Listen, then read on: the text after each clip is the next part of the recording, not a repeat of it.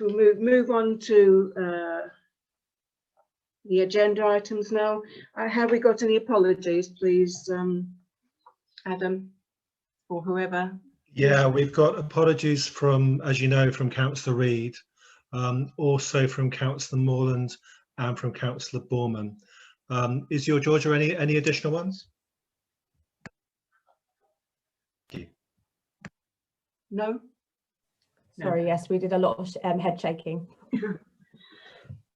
Item 2, disclosure of interests.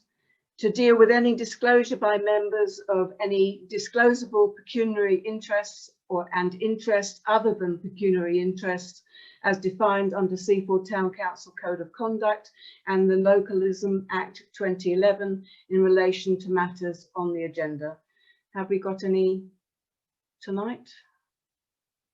No, apparently not. So we move on to public participation. To deal with questions or brief representations from members of the public in accordance with relevant legislation and Seaford Town Council policy. Have we got participants from the public with us tonight, Georgia? Yeah. I'm feeling that maybe that a number of them will be about the Climate Working Party report. But so what I'm going to suggest we do is, can anyone who is not going to speak on that particular agenda item show their hand first? And we'll take those first and then the rest of the people second, if that's okay. So is there anyone in the public gallery who'd like to speak on anything other than the Climate Change Working Party? If they could show a hand now, please. Is that a no? I can only see one lot on screen. Sorry, there's no hands raised. Right, so are there members of the public who would like to speak about the Climate Change Working Party report, please? If you'd indicate in your hand now, and we'll make a list of you. So I've got Gemma. Anyone else? Dinah? Okay, on to my second page. I did see Nigel Goss with his hand up. Nigel Goss, yeah. Anyone other? Just the three? Fine. Shall we take you first then, Gemma, please?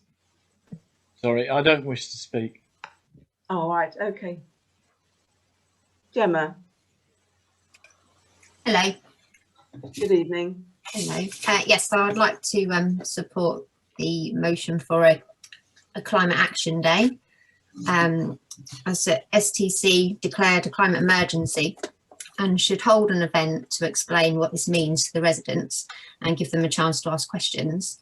And I just wanted to say on behalf of that we would, Seaford Environmental Alliance, that we will help in any way to make this happen. We had planned an event, a cycling event, and we contacted some organisations to help with this, and I'm sure that they would be interested in taking part in this day as well. That's it, thanks. Thank you very much, Gemma. Can we go on to Dinah? Yes, thank you. Thank you. So I too support the idea of a climate action day, and I'm so pleased to see that, because I think the first stage is education and raising awareness. As a retired teacher, I can certainly say that, but also to say that I think it's very appropriate to, in these terrible times of COVID, that we should arrange an outdoor meeting. We've got much more chance of that succeeding. And like Gemma, I'd like to, really offer my help, but I think we've got a very strong group of not just Seaford Environmental Alliance, but all the different groups who have been mentioned in that document. And I'm sure people will be, once given the opportunity, it would just happen, frankly. I mean, somebody needs to coordinate it, but it will happen. So I just very briefly, I just absolutely support this. It's what needs to happen right now. Thank you. Right, thank you very much. It's good to have you with us this evening and speaking up for that. We're very grateful. Right, so no one else wishing to speak? Can I just check? No? Becky? I really just thank you, Jean, for giving me the chance to speak, really just to add weight to what Dinah and Gemma have already said. And as a member of Seaford Environmental Alliance, you know, I feel there's a lot of people coming on board who could really get behind this kind of initiative. And it's exactly what people will be looking to do, come together as a community. So, yeah, we know that money is tight, resources are tight, but we think this is something that the community will want to get involved in, and hopefully with excuse me, the town council's support, we can make a great success of it. Thank you very much indeed. So if no one else wants to speak, can we move on to item 4? This is to consider the committee minutes for approving from a number of our committees. So I'm going to start with community services for the meeting of the 26th of November. And this is included on page 4 and 5 as there are tracked changes so shown in the red text from the version of the draft minutes originally published. So, Councillor Dunn, can I pass over to you to just make a comment on the minutes, please? Yeah, no, I've yeah, we had to have some track changes due to wording that had to be made sure that it was correct, and we added a few things because regarding the budget that was coming up for this evening, and I approved it twice, and this is the second draft which I approved with Georgia, and everything seems fine now. So, yeah, I do approve these minutes. Right. Thank you. Are there any questions or points to raise on the community service minutes, please? No. Can we have a proposal, please, for a motion to accept minutes? I can propose. Councillor Dunn, and a seconder? Councillor Hayder, thank you. And can we have a show of hands to accept that, please?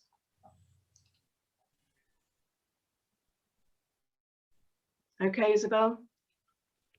Is that carried? Yeah, that's carried. Thank you. Should we move on to finance and general purposes on the 17th of December, included at pages 6 and 8, as there are track changes such shown in the red text from the version of the draft minutes originally published. And I pass over to Councillor Brown for comments, please. Thank you, Madam Chairman. In fact, there was only one change that was made. An item was left off the original minutes and it wasn't noticed until the first draft had been published. And when that item was inserted, it pushed all the other items down the page. So it's quite a small detail, actually. I propose that we accept those minutes. So are you proposing that, Councillor Brown? Yes, I am, yes. Have a seconder, please. Councillor Meek. And a vote on accepting, please, and show hands. Is that carried? Thank you. Now, the minutes from the full council meeting of the 12th of November. Isabel, is there any comment you'd like to make on those?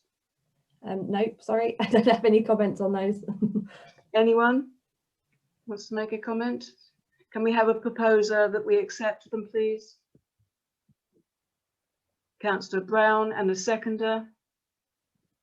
Councillor Rutland. And a show of hands, please. That appears to be carried. Thank you. Moving on to 4.4, the golf and view of the 1st of December. Councillor Brown, any comments on those for us, please? None at all, Madam Chairman. I just propose that we accept them. Thank you. Is there a seconder? Councillor Dunn. We have show of hands, please. That's carried. The planning and view, we've got 3 sets of agendas here. Councillor Walraven, I don't know if you want to take the 3 together or whether you want to do them separately. Yes, I think we can take all 3 together. So I propose that members accept these minutes. Thank you. And a seconder, please. Councillor Edson. A show of hands. That's carried. Thank you. Thank you. That's those items concluded. We now go on to item 5, civic reports, the mayor and young mayor's reports. Is it? I'm not sure who's anyone speaking. It's Isabel. Thank you. So obviously, just to say that we don't have Councillor Reid here, and we haven't received any questions about the report. So for that one, we'll just be looking for it to be accepted or noted. I think it's on there. Yes. I must say, considering that we've been acting virtually, I think that Councillor Reid has done a magnificent job of maintaining contacts with the community, and I would think we do appreciate all he does. So it's a shame he's not with us to hear us say that. Yeah, thank you. Do we need to vote on that? Do we just to accept it, Isabel? Do we have to propose that? Yeah. So we have a proposer to accept that, please. Councillor Meek and Councillor Hayder is seconding it, and a show of hands, please. That's carried. And the young mayor's reporter, C. Chanel, is with us tonight, if I can find her on my screen. And I look forward, there she is. She always gives us a good report. Chanel, is there anything you'd like to speak about this evening, please? I'm just going to talk about my progress as young mayor since I started. So I started fundraising in September, where James, a few of my friends, and I did the 30 for 30 challenge. We rode 30 miles and we raised around £800 from that. Next, I started to do some online raffles. I raffled 3 boxes of bath bombs and raised around £150. I then teamed up with Stephen Edwards, who owns Etch in Brighton. He's the winner of MasterChef. And from this, I raised £215. In total, I've raised around £1,200. And the Rotary Club has kindly donated me £100. And I've had an idea of what I'm going to do with that. I'm going to hopefully talk to the owner of OG Kicks, which is a shop in Brighton who sells like clothes and shoes. And I'm going to ask if I can buy one of their North Face jackets and do a raffle on that, because they're quite popular at the moment. And I was going to have 30 tickets up for sale. I think that's wonderful. Aren't we lucky to have such a proactive young mayor? It's a delight always to see you in the meeting, Chanel, and we appreciate all you do. And if I'm not here next time, then I think you ought to take the chair. You do, you speak so well. Well done. Thank you very much. Thank you. So we received that report, please. I propose we do. Am I allowed to propose, Isabel? All right, and so Councillor Dunn is seconding that. Thank you very much. Right, the Climate Change Working Party report, agenda item 6. We are to consider the report presenting the update report from the Town Council's Climate Change Working Group and the recommendations with it on pages 13 to 17. And I'll pass over to Councillor Meek, please, if you could give us an introduction to that agenda item, please. Thank you very much, Chair.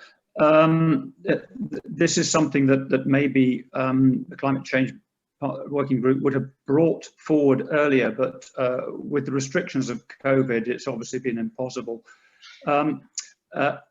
It's recognised that we might not even be able to do this in the midsummer, but we did put a caveat in there that it would depend on COVID restrictions, and who knows how this is going to develop. And you know, we're all in the hands of science and also the general population and how they pull together to actually try and work to eliminate the possibilities of this going on for a long time. But I think I would like to echo what the members of C have said who've come onto this, and I think, you know, I think it's a great community project around which all residents, and particularly children in the community, can congregate and benefit from, and it will maybe solidify our outlook as a town in how we can move forward when we have extreme circumstances like we just had, and which we face perhaps in the next 10 years. I would like to thank the officers and the town clerk for recognising that the wording of our original remit was perhaps a little bit restrictive and expected us to be reporting back at 3-monthly intervals. And I think I'd like to say thank you for redoing that and making it a bit more realistic as to how we go forward. And I think that's going to help reporting back to full council.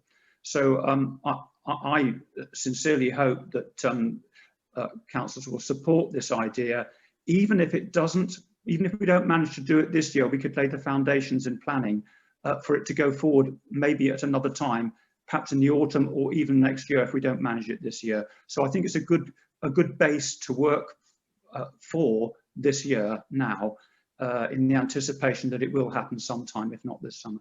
Thank you very much. So I would propose that we accept this motion. Thank you very much, councillors. Councillor Dunn. Yes, good evening, Madam Chair. I'd like to say congratulations to this working group.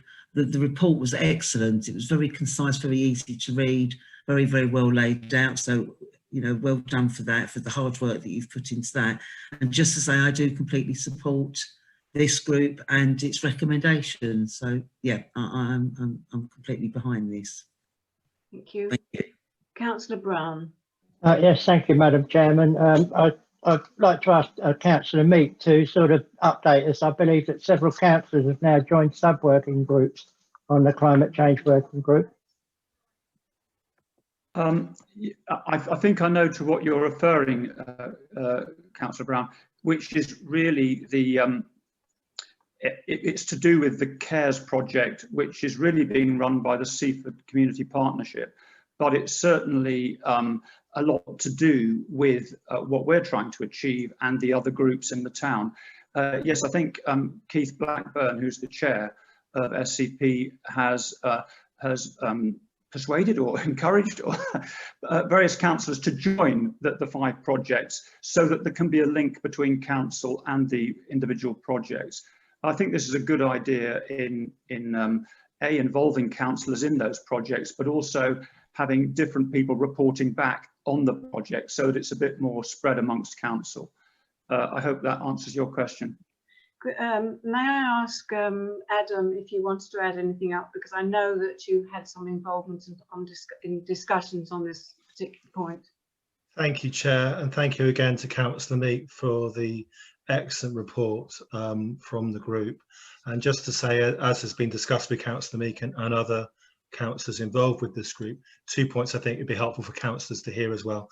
One is that there will be, there's obviously some other work that this work group is involved with, and there will be a report on the remaining work of the group to the March full council. But we obviously wanted to make, because of the urgency of the Climate Day, this has come forward to this meeting. But there'll be a further report at the March council meeting to cover other business that the climate change working group is involved in. And secondly, in terms of the groups that referred to, I'm liaising with the Seaford Community Partnership about this. And if we need to make those arrangements more formal, then again that will come back to full council again as part of the March agenda item. So if any necessary council endorsement or formalisation is needed for the work that Councillor Meek has just described.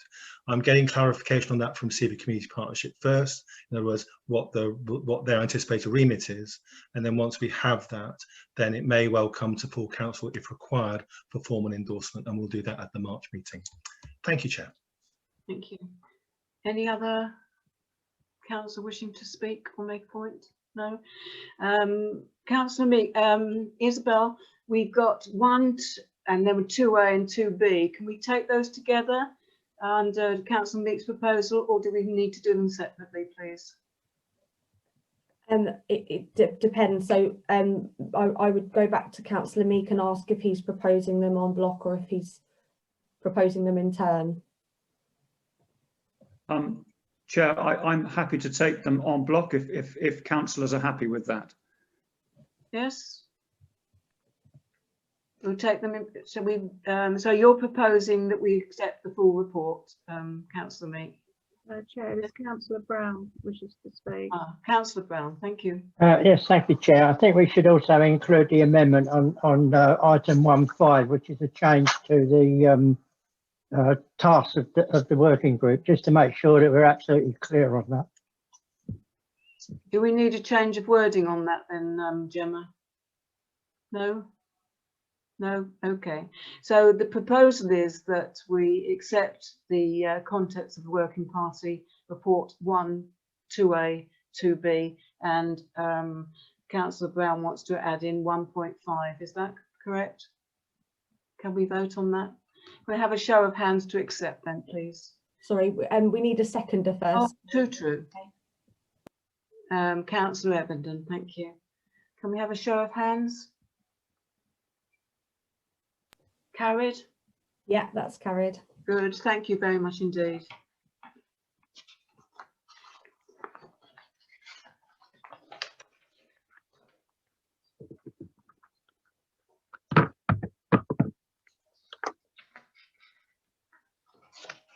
Excuse me a moment when I sort my papers out. Right. We've got agenda item 8. Have I missed one out here? Agenda item 7. Right. I seem to have lost that one. Can you remind me what it is so I know what I'm looking for? It's District and County Councillor Update Report. So any report from any district councillors. Right, climate district and county councillor update report to give the opportunity for an update from councillors at a district or county level on business and activities that affect Seaford and the local area. And I presume that might, Councillor Bourne is not with us. I don't know if Councillor Lloyd or Councillor Rutland, I think you have anything to inform us? No? No, well, so we just move on. Sorry, Chair, I think you might have Christine Brett from the public to do an update. Yeah, I'm sorry, Madam Chair and councillors, I wasn't expecting to speak. I actually thought that Councillor Lord and Councillor Rutland might have something to say, but I don't know if they're aware, but recently residents all got letters to say that their green waste bins had to be paid for now by an online system, and that actually caused quite a lot of issues for some of our residents, and that has now been rescinded, and they're now all going to get another letter which says they can go back to paying over the phone, which is what we've always done. So perhaps if anybody's residents ask about that, you could let them know. But that's only just been announced in the last couple of days, so it may be that not everybody knows yet. Thank you. Thank you. What do we normally do with Councillor Brett's report? Is that just noted? We don't vote on that? Yeah, it's for information. Yeah, it is just for information, yes. Thank you. So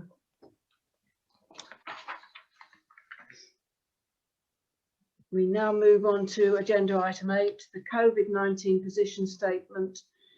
To note, the most recent Seaford Town Council COVID-19 position statement issued on the 5th of January 2021, presented within the report on pages 18 to 20.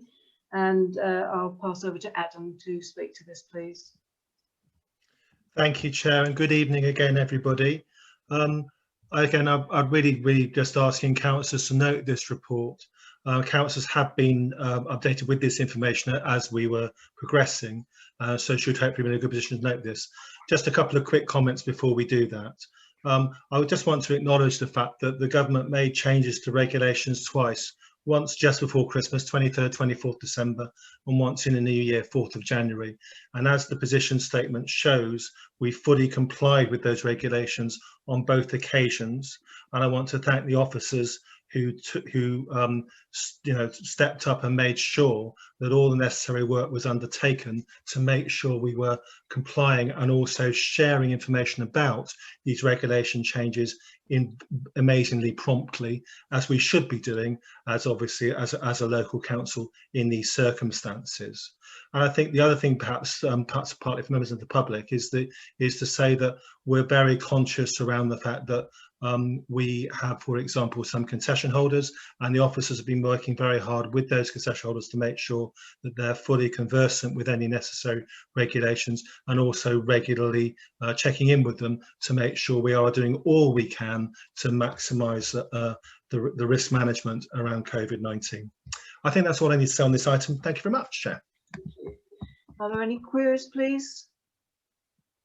Can we have a proposer to note that report, please? Thank you, Councillor Edson, and seconded Councillor Dunn. Thank you very much. We move on now to. Can you put it to the vote, please? Oh, sorry. Would be show of hands, please. I was getting too enthusiastic, Linda. Carried. Thank you.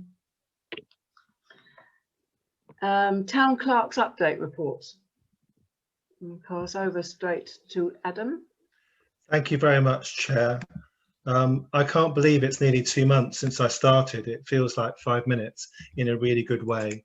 And I'd like to thank all councillors and officers for the very warm welcome that's been extended to me in my new role of Town Clerk. That it is an absolute honour and privilege to hold. You will see from the report that I've structured the report around the work I'm doing, around getting to know the role in terms of key work I've undertaken within the initial period, and then also looking ahead to some key priorities for the proper officer work over the first 6 months of the post. And I hope that structure is helpful for all councillors to see, you know, what's been covered in all 3 areas. I think it's been fair to say I've been really well supported to be the proper officer from day one, and hopefully finding the most appropriate balance between induction and delivering the work and making sure both are happening. But as I say, also moving towards the important priority work that's ahead of us and working in the role with councillors and officers to take necessary work forward. Finally, I would say I also, as well as in the report going on in terms of the what I'm doing, I've also put in a slide about the how, and I think that's I wanted to sort of draw everyone's attention to that slide as well. I think that it's really important within the council to see how I as proper officer can help to facilitate the most effective and positive work relationships possible and a positivistic environment for the best delivery of the work of the council. And so I've set out in the slide how I propose to do that. And a couple of key points on the slide. First of all, shared leadership is my preferred approach, and I really value the skills and assets of officers and councillors to work together on, while at the same time, as the slide makes clear, the buck stops here. I'm an experienced leader, and I'm, you know, relaxed about what that involves, and I'm relaxed about the accountability of this post, and would say to any members of the public as well, the buck stops here, so please do talk to your town clerk as you need to. And also to say, as I've said in the slide, it really is about helping everyone to work well together, as I'm sure everyone wants to do and will do. And that involves, you know, the councillors being able to make good decisions based upon strong information, helping the councillors, enabling the councillors to make their decisions well, and also enabling the officers to work well and setting the officers up for success. There's some more about the approach in the slide, but I thought it'd be helpful to highlight those key points. Thanks very much for listening. Very happy to take any questions on the report. Thank you. Thank you, Adam. Are there any questions or comments, please? Councillor Brown. Yes, thank you, Madam Chairman. I'd like to commend this report to Council. I think it's very well written. It gives me a lot of confidence in the ability of the Town Clerk and the way that he's going to handle our affairs in the future. Thank you very much, Adam. Thank you. Councillor Honeyman. Thank you, Madam Mayor. Sorry, Chair. I was actually going to echo Councillor Brown's comments. I was really impressed with this report, and I really like the part which says, I understand the buck stops with me. I thought that was a really good approach to put that in there. But I felt, wow, you've done a lot of work in a very, very short space of time. And I was really happy with the report and everything that's been in here. So thank you very much. This is onwards and upwards. Anyone else, please? Thank you, Councillor. I think we would all echo the things that Councillor Hayman and Councillor Brown have said. It's fantastic having you helping lead us through Adam, we appreciate all you've done, and I feel that there's already a change in the kind of working way that we're working together, and that's due to what you brought to the post, and thank you very much for that. Thank you. So can we have a proposal, please, to accept the note and the report and the priorities within it? Councillor Lord as proposer, and a seconder, Councillor Hayder. Thank you. I'm going to put it to the vote, please. Oh, goodness. I'll get the hang of it in a minute, Linda. Can we have a show of hands, please? Thank you. Carried. Thank you.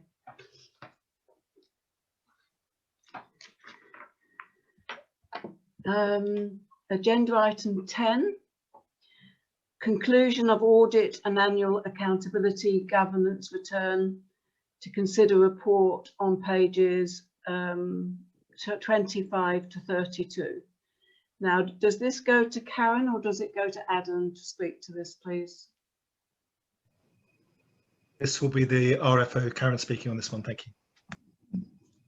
It's actually Lucy who wrote the report, so I don't know if Lucy wants to speak, Chair. I can do, yes.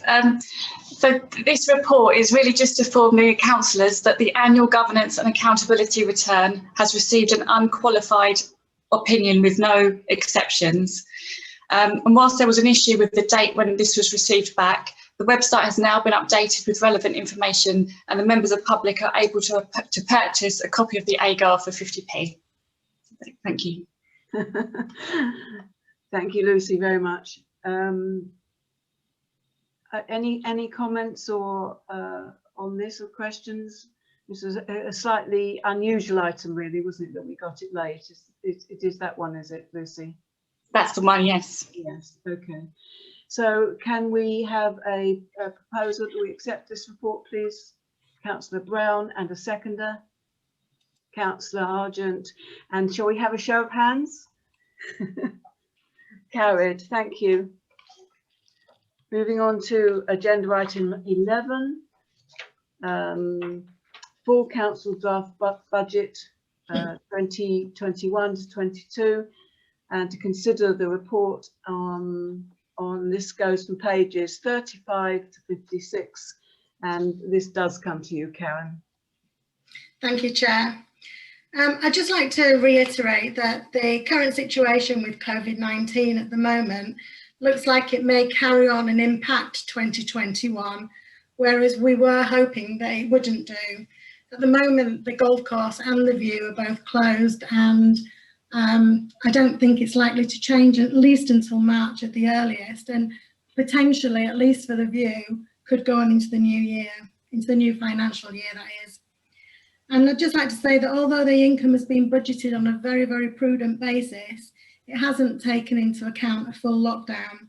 And that means that we need to ensure that the general reserve that we've got at the beginning of the year is enough and robust enough to cover the costs of anything that the council wishes to do in 21-22. As you're all aware, the budget setting process has been a very long one. It started in September when officers met for the budgets. Then we went to committee chairs considered their budgets, the committees considered their individual budgets, and then F&GP considered it all.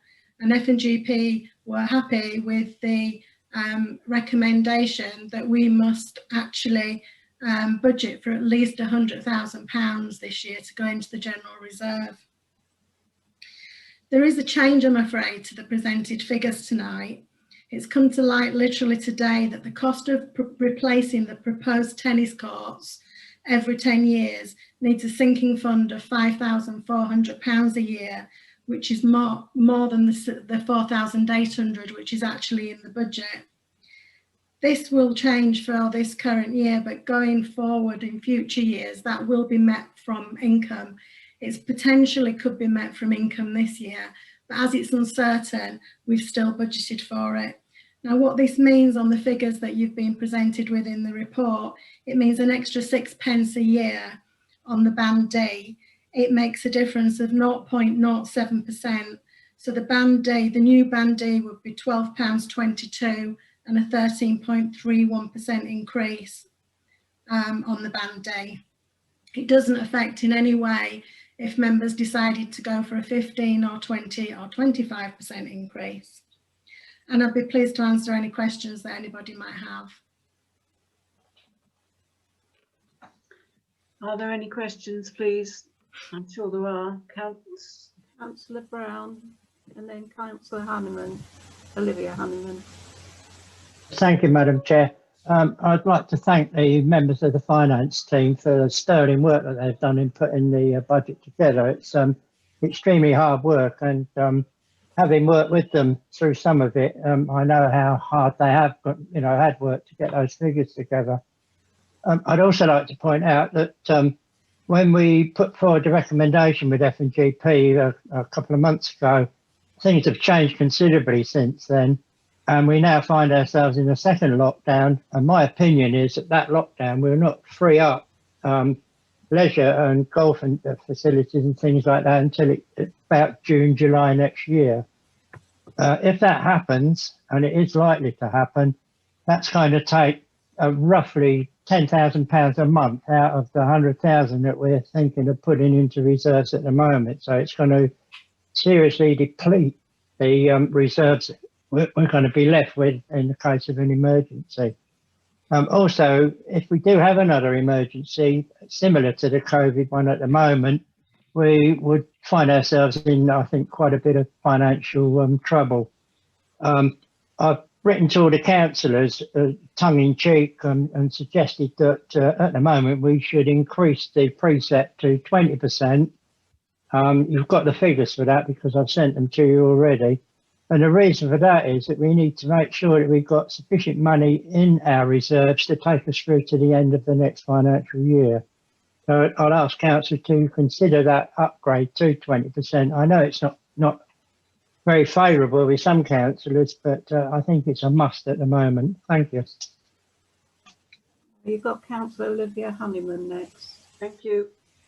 Councillor Honeyman. Thank you. I would actually like to propose that we stick, well, now the new figure is 13.31% rather than 13.24%. I would actually like to propose that we do the precept at 13.31%, which would add at least £100,000 per annum to the general annum. So I would like to make that proposal, please. I'll need a seconder for that proposal. Councillor Dunn. At the same time, I still think there's lots of discussion that needs to go on here. So I'll park that for a moment, please, to give the opportunity for other people tonight to give their opinions on these two suggestions that we've had from other councillors. Would anyone like to speak? Councillor Everton is next.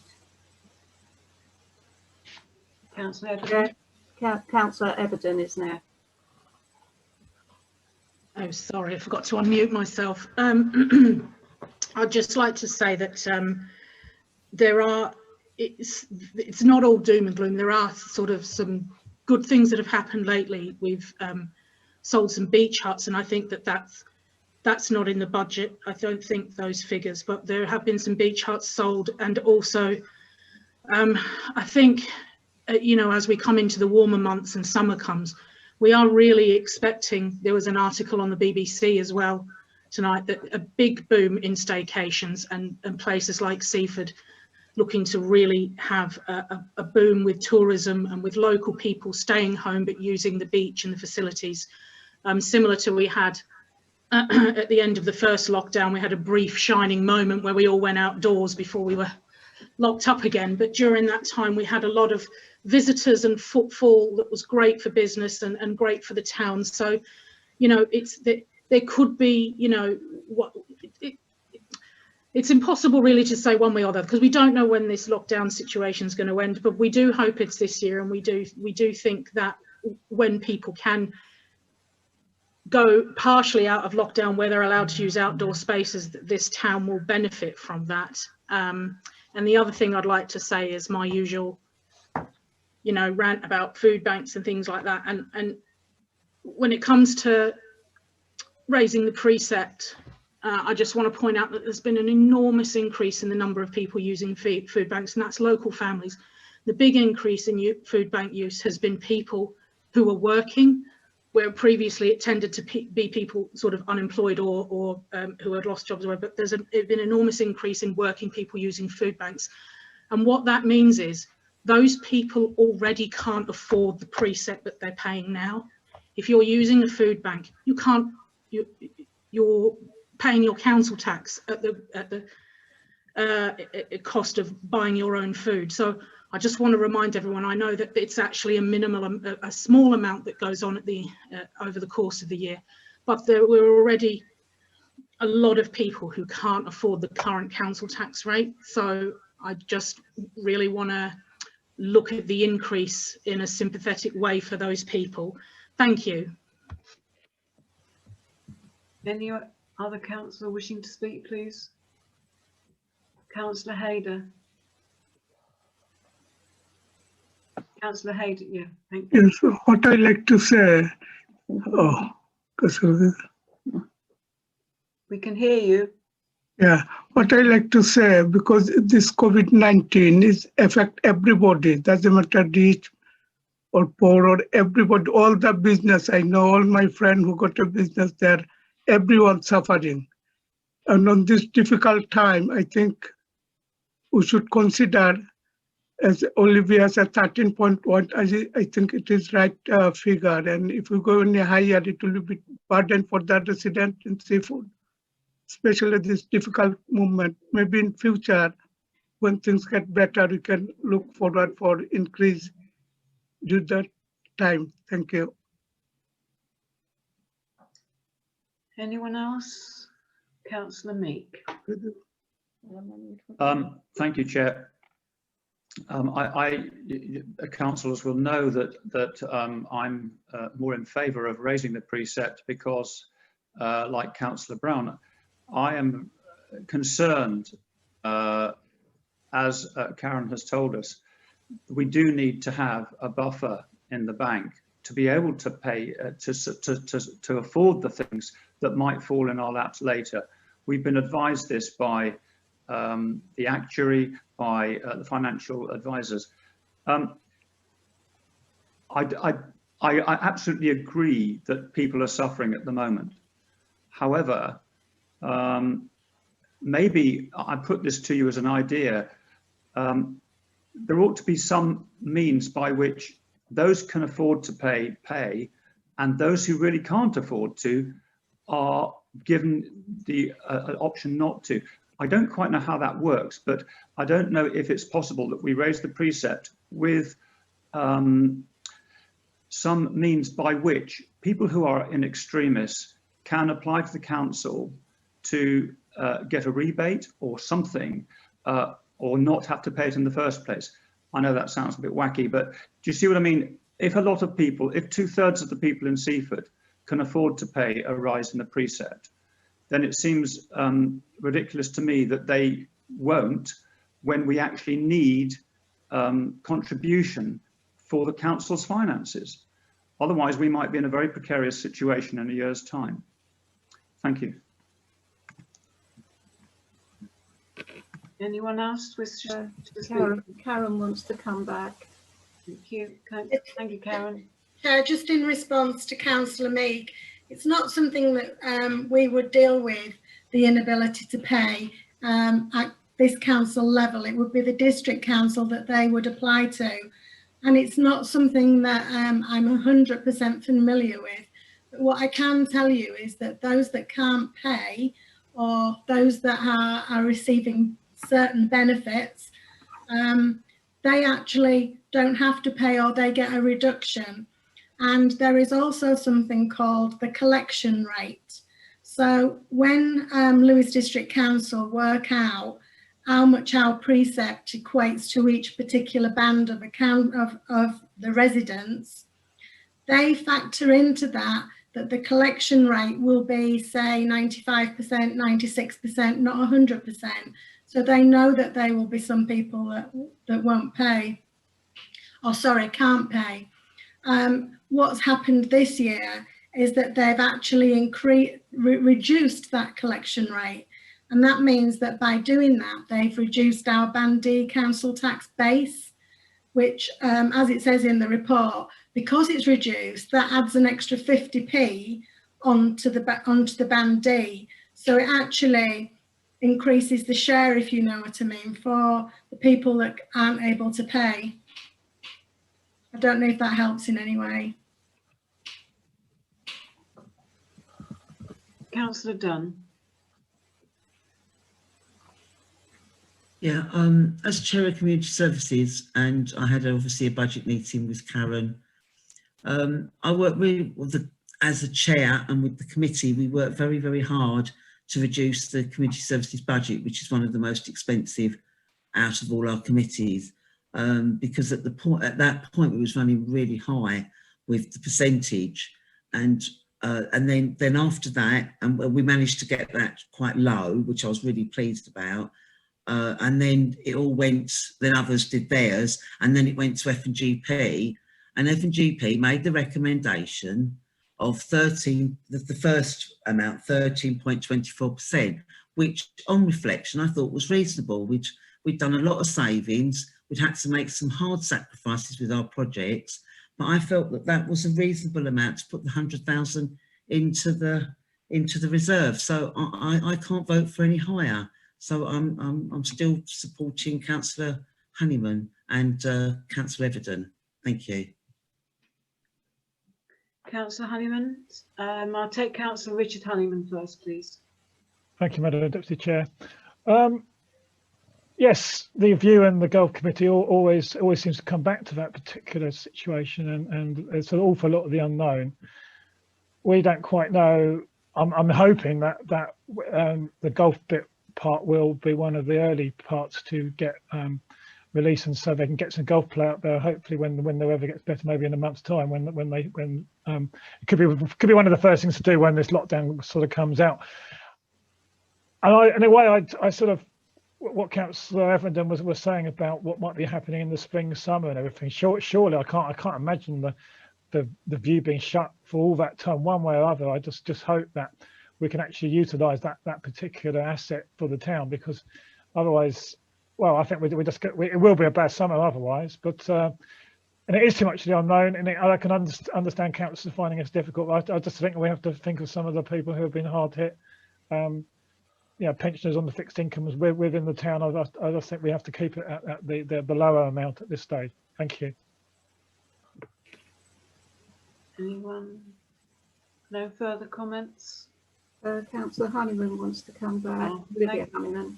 Yeah. Thank you.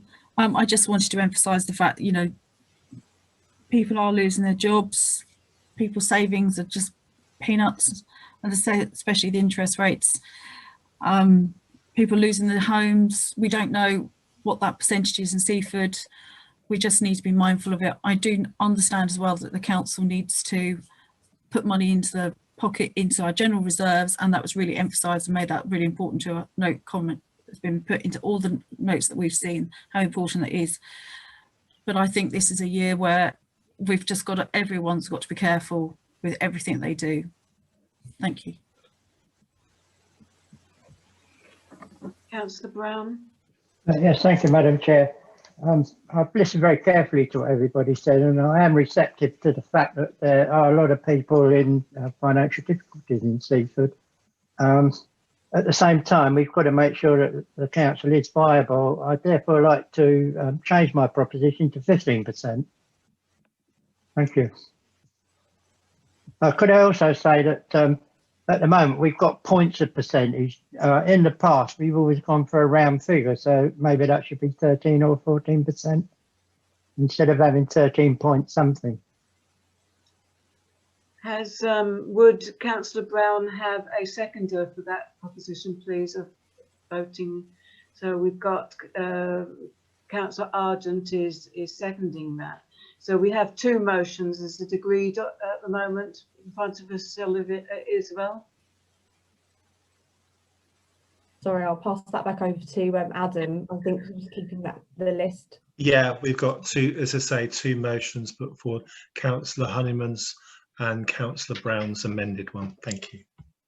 So can you help me with the wording of this? So we take Councillor Honeyman's one first because it was, sorry, Councillor Evident wants to speak.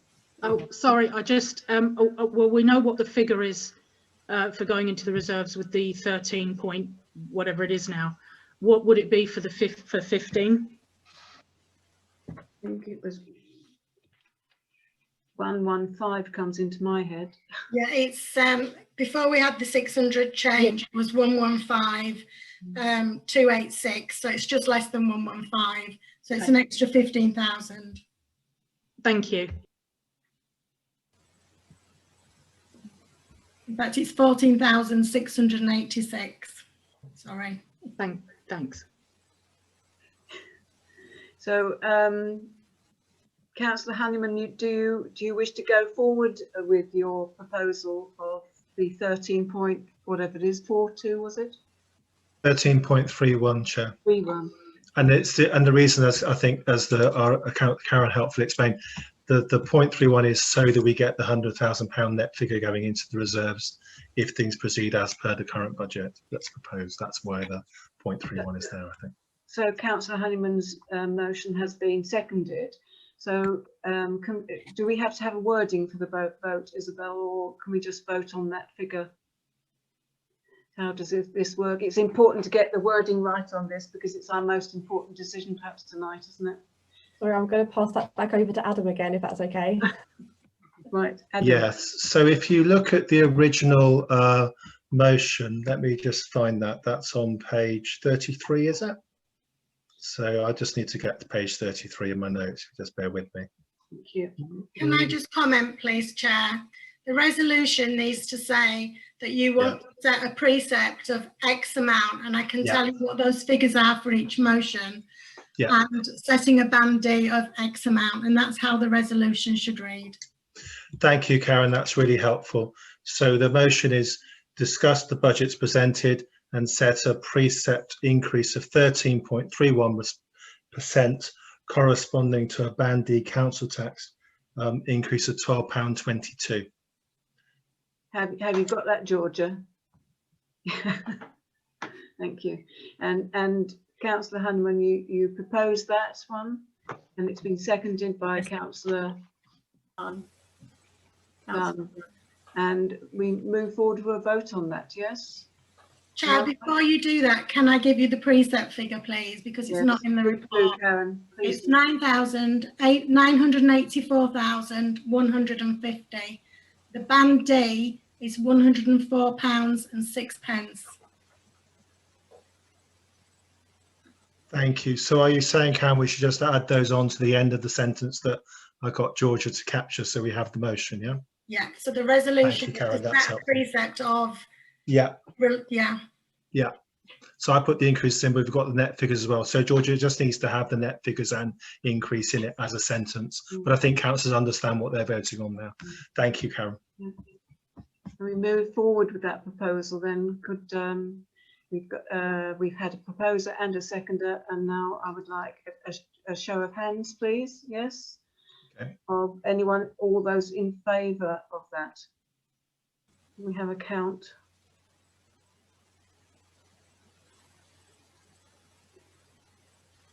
I'd say yes, that's carried. It's a majority. That's carried. Thank you very much indeed. Thank you.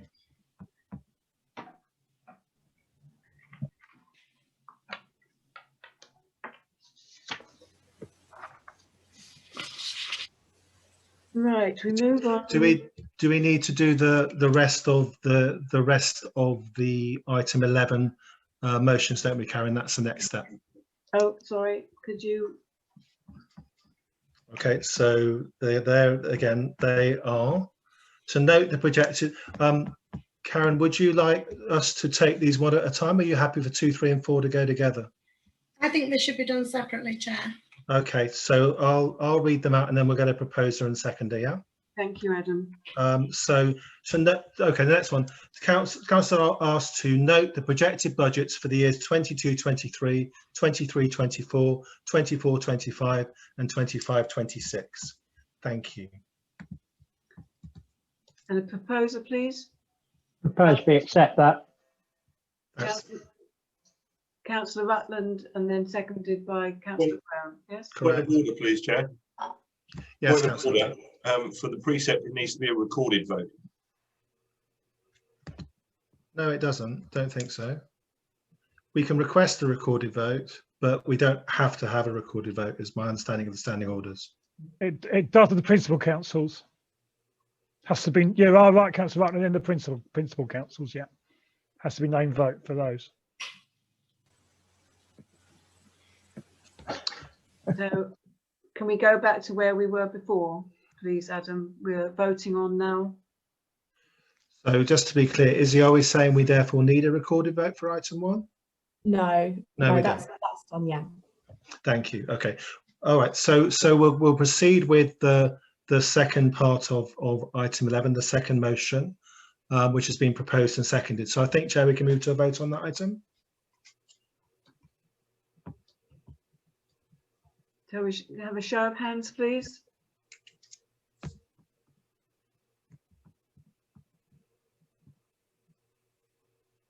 Carried. Thank you, everyone. All right. So the third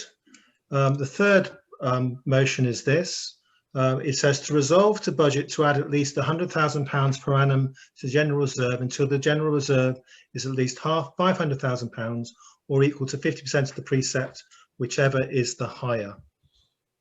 All right. So, Chair, I don't know, would we want to see if anyone wants to discuss that at all before we proceed to vote, or can we go straight to vote on that? Was anyone indicating? No, I don't think so. Okay, looks like we move straight to proposer and seconder then. Yeah. Mark, sorry, Councillor Brown. Yeah, I've just proposed we accept it. And the second, please. Councillor Lord. Thank you. Can we have a show of hands, please? That's carried. Thank you. Thank you, councillors. And then the fourth one is the fourthly and finally for agenda item 11. The motion is to approve expenditure budgeted to and from earmarked reserves as set out in 2.7 in the report. We have a proposer for that, please. Councillor Evenden, and a seconder, please.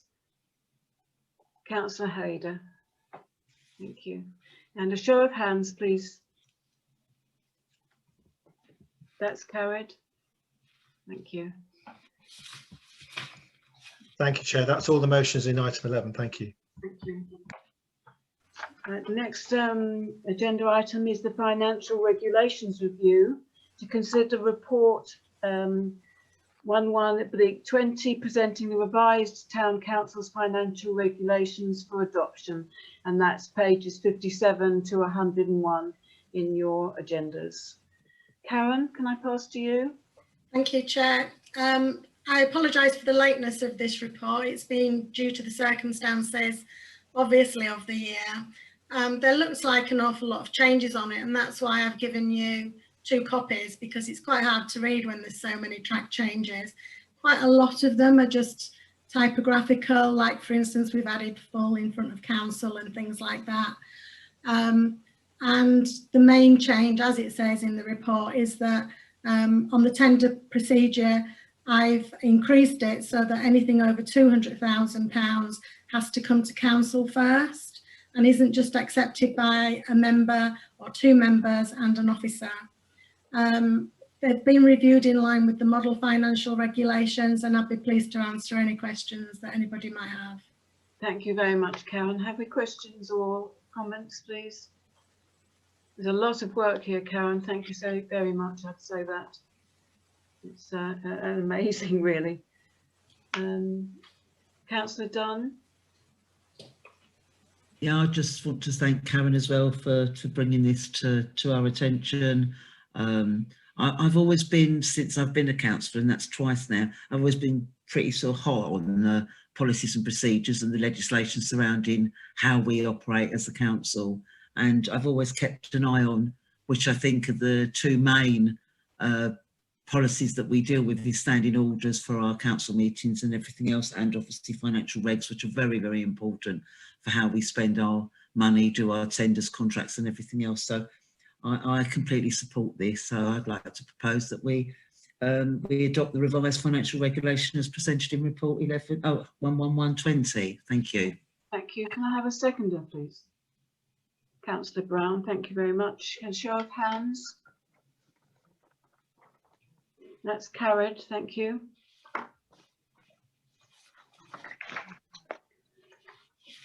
Council tax communications. Item 13, to consider report 113/20 presenting the options for communicating with Seaford Town Council precept demands to the community, pages 102 to 104 on your agenda. Isabel, did you want to speak to this? Yeah, I'm happy to. So obviously, council, you've just set your precepts. So the next stage would be for us to communicate that with the community. And you'll see by the report that over the last 4 years, we've done that in several ways, via press releases on our website, and we also do a council tax leaflet. So it just felt like the right time to just check and obviously get instruction from council that you're still happy with those methods.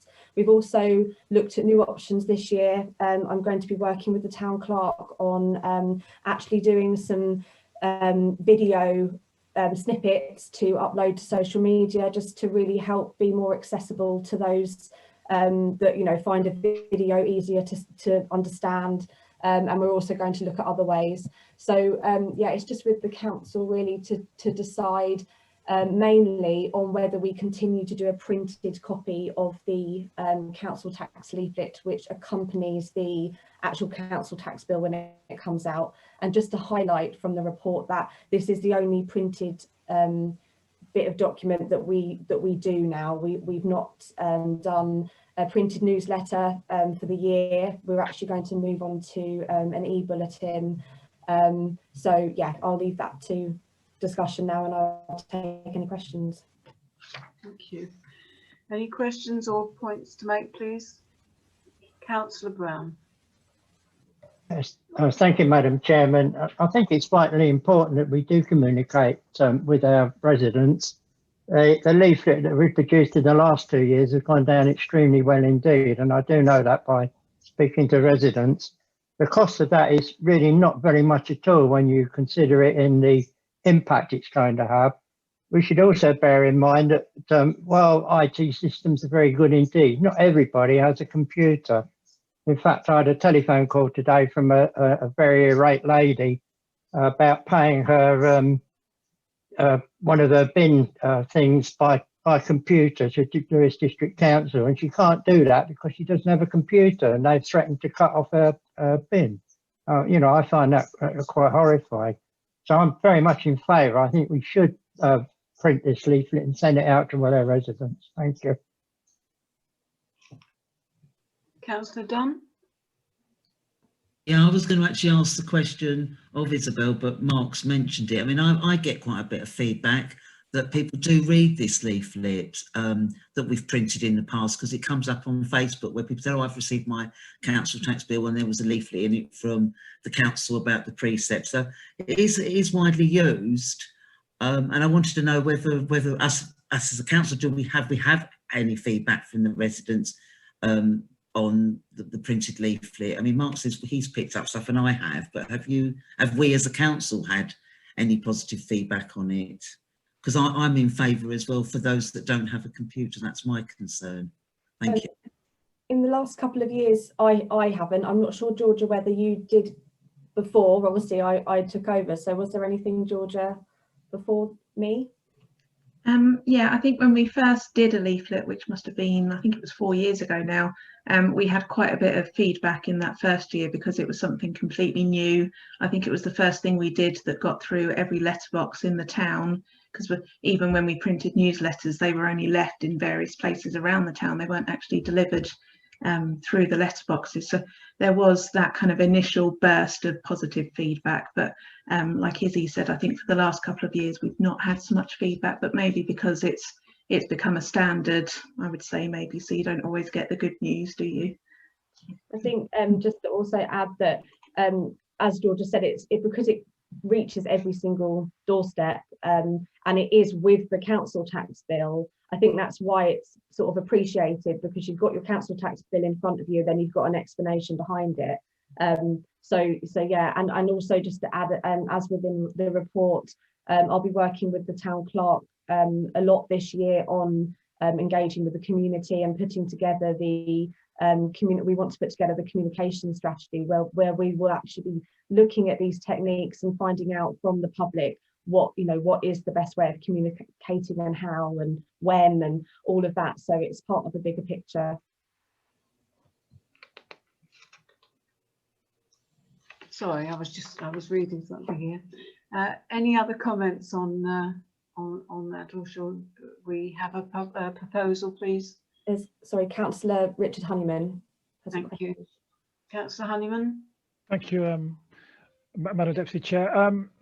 Yes, as I said, exactly what Isabel said, this is probably one of the most important bits of council literature, which obviously covers the other councils as well that we receive for our door. And echoing again, Mark Councillor Brown, residents do read this, and if it's going to be the only bit of literature we send, I think we need to do that. I think obviously if for example the district council as the collection authority of the council tax changed their minds and they did that differently, then that would be a time to maybe rethink. But while we still got this physical bit of paper once a year, then I think we should go ahead. Thank you. Can I just clarify, if it's printed, this then goes to Lewes District Council for distribution for us, so that they get the bill and the leaflet at the same time? Yeah, it gets put in the same envelope. Yeah. Actually goes to a distribution company who package it and send it out in the post. Both the tax demand and the leaflet go to an external source. Thank you, Councillor Brown. Georgia? Sorry, yeah, it was just one point that just came to mind actually, is I know in the past couple of years as well, we've used the leaflet to explain something that appears on the council tax bill, because Lewes District Council, when they print the leaflet, I mean, Karen or Izzy may correct me if I'm wrong here, but they tend to round up the precept amount, and given that this council has now set a precept with a nice decimal figure to it, it may be that the council tax demand is rounded up to, I don't know if it'd be 13.5 or even 14. So the leaflet is a good way to make sure that we clarify actually the increase is just 13.31. Okay. Have we got a proposal to accept this recommendation, please? Yes, Madam Chairman. Thank you, Councillor Brown. And a seconder, please. Councillor Hayder, thank you. And the show of hands, please. Carried? Yeah. Thank you. And sorry, before we move on, Chair, there's just another recommendation, which is just to note other methods of communication of the precept demand. So I've set those out as press release, and then the Town Council's website and Lewes District Council's website and Facebook. Thank you, Isabel. Can we have a proposal of that, please, Yes, I was just going to bring that out, Madam Chairman, that we've got that second one there, and I think that's also an ideal method of getting a message across to the residents of Seaford, so I'd like to propose we accept it. Thank you very much, Councillor Brown. I think Councillor Lord, you were seconding, yes? Thank you very much indeed. Can we have a show of hands? That's carried. Thank you, Isabel. Big sigh here. Right, agenda item 14. Council communication methods. To facilitate a discussion by members on the methods of internal communication within the Town Council. And this has come from our Town Clerk. Adam, can we pass to you? Yes, thank you very much, Chair. I'm really glad to see this paper included for this meeting. The The reason behind this is simply, I think it's a good opportunity while all councillors are together to give you the opportunity to really give us some feedback and suggestions around communications. I think this, especially in the context of obviously we're having to do so much virtual communication at the moment. And obviously I've certainly noticed that, because obviously I started on the 1st December, since when I've mostly been in my own house. So in terms of this isn't about anybody doing anything wrong or anything. It's simply a learning exercise. And if there is any feedback councillors wish to share about communication, what's good, what might be improved, and or anything that will be helpful for us to consider, then as the report says, the officers here will hear that tonight and then take away it and then come back with some proposals, any proposals based upon any feedback we received this evening. I hope I've explained the discussion successfully there, Chair. But basically now I'm going to throw the floor open for any councillors who wish to make a comment under this item. Thank you.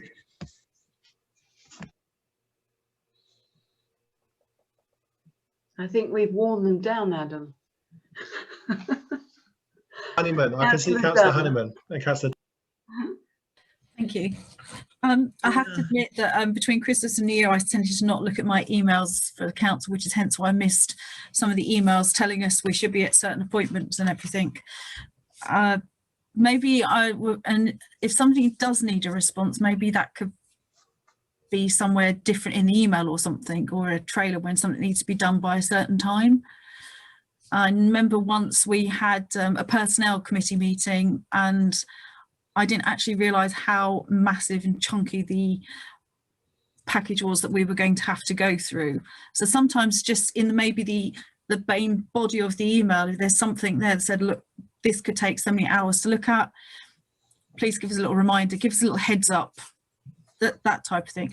The other thing I think was sort of suggested that maybe when it comes to meetings, there's the option, say, if it says an invite, say yes or no or maybe, then you can sort of remind us if we haven't looked or something, just little sort of things like that.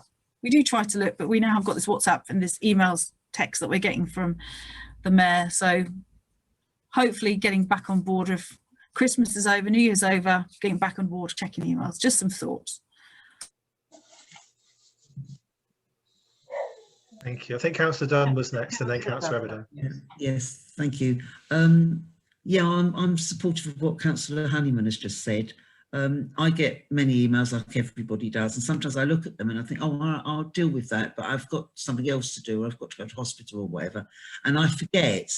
And then suddenly another email comes in sort of like 3 months later and goes, oh, you didn't attend this, or you forgot about that. So this, I've been getting a lot of different, because as a chair of community services, I get a lot of these one where you don't have to actually say anything. You just say, yes, no, you are going to attend, you're not going to attend, or you might be attending. I find them better because that way I don't have to sit and then write a whole email out to an officer who probably get enough emails themselves. So the quick response of yes, I will be attending, or no, I won't, I think is I get a lot of those being the chair of community services, and I think they're a really good way of us. And if we had those when the meeting date was set, then we could click on that just quickly, and then that would then give us we've done it and we've dealt with it, and then we get a reminder later on.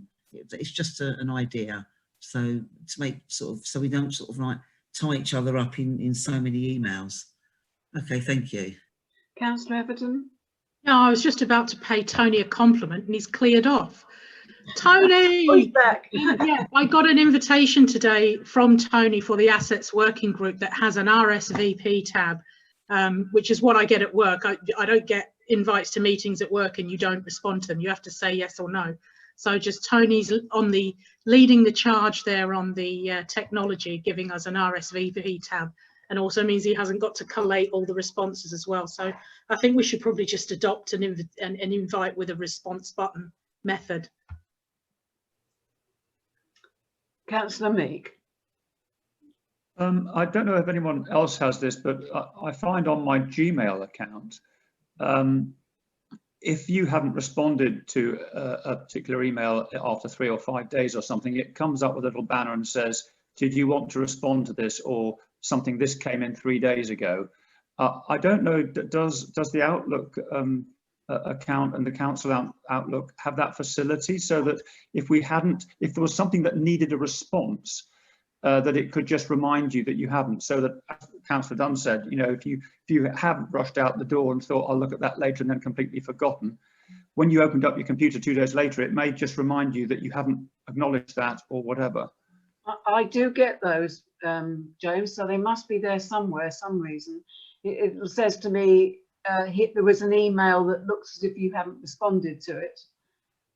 So it must exist somewhere, but it doesn't always happen. So maybe it looks like something we could, perhaps it's how you set up.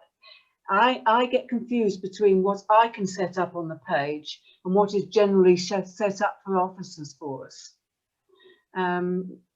Because presumably, for example, why do things go? We've had an example where something really important went into the junk mail. Now, we discovered, I think Olivia, Councillor Honeyman and I discovered that was happening to some of our correspondents, and didn't even realise that right at the bottom of our list was that junk mail box. So it alerted us to the fact that you really do need to have a look at that box every now and then. And presumably that document was sitting there quite a long time, and there was nothing alerting to you that an important document was there. And it came to your notice through a different method.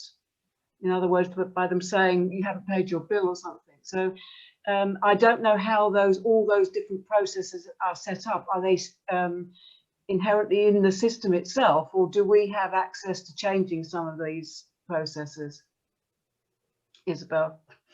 Yeah, I'm happy to. I mean, it's one of those things that I actually find is very random. I mean, I find that I have to check my junk mail daily. I get quite a few emails that go in there, and I would just urge all councillors and everyone on the Outlook emails to check your junk. I mean, what I can do obviously is contact our IT support and ask them whether there is that it might be that we've got a way of going into a different security net or something like that. Maybe it's too high, but from my experience and of using Outlook for a very long time, it's always been quite a random experience, items going into the junk box, and it does just need to be checked regularly. I mean, even emails from SALC, you know, one of our subscriptions that I email them a lot, but then sometimes I'll get an email from them and it's in my junk box. So it's the sort of question that I would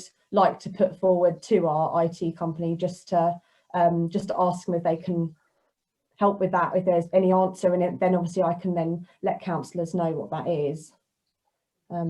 Just another thing, if I can, Chair, I know this is a discussion for councillors, and we as officers we'd like to go away and look at the discussions, but I just wanted to say, obviously a lot of this discussion has been on email, and I totally understand that there are a lot of emails all the time, and some of them are just forwarded for information, some of them are requiring action. And when I worked at SAL, we adopted a process because we used to email all town and parish councils daily sometimes with information, and they would say, look, this is getting too much, we don't know what is requiring action.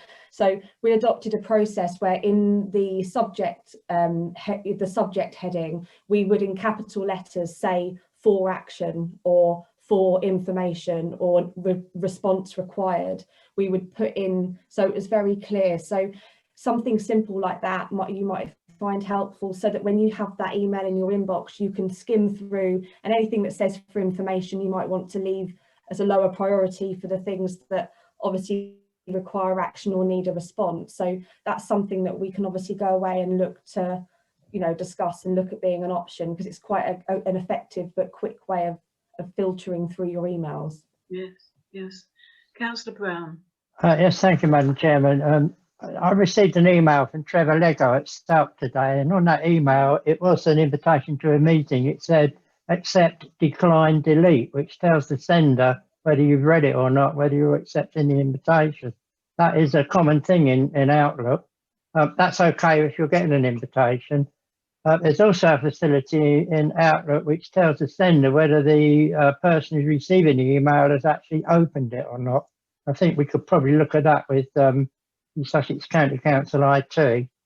There's one other item I'd like to bring to people's attention is when when we get papers for council meetings and things like that, which are confidential, and I'm finding it extremely difficult to. First of all, you can't run those papers off. You can only look at them on a computer screen. That's great. If you've got two computers, then you can look at one and you can, you know, find out what's going on. I wonder if there's some method that we can use to get these confidential papers across to members of the council. You know, bearing in mind that we've got to keep the confidentiality element of that as well. But surely if the councillor's name's on there and you send it to them, they send it back to you, you've got a way of controlling it. Just an idea. Thank you. Thank you. No more comments. Do we need to vote on this, Adam? I think we do, because of the way that the business of the council conducted. So there is, if you look on the reflects there on for the reports, and as he helpfully said, all carefully noted to be taken away and considered, and we'll make what changes we're able to do. So I'm happy to take both these items together, but it was to recommend that you were having a discussion and that we would take away and report back. So if we'll take the two together as a block, but I need a proposer and a seconder, please. Thank you. A proposer, please. Councillor Honeyman, Olivia Honeyman, and seconded by Councillor Dunn. You have a show of hands, please. That's carried. Thank you. Thank you, Chair. Thank you. I think we finally reached the last page. I must say, I'm amazed by the amount of work that officers have put in front of us this evening, and it must have taken hours. It's extraordinary. We are very lucky to have you behind us and working with us, and I hope I speak for everyone, say that it really is appreciated. And that's why sometimes you're going to still get emails that come back to you that say thank you, even though you said we don't need to say that, but it just is almost I don't know, we can't help it. So I try not to do it, but I'm still finding I've done it. But your work is really appreciated. Yeah. Thank you. So, Councillor Dunn. Yeah, Councillor Hayder wanted to speak first, and then can I speak after? Councillor Hayder.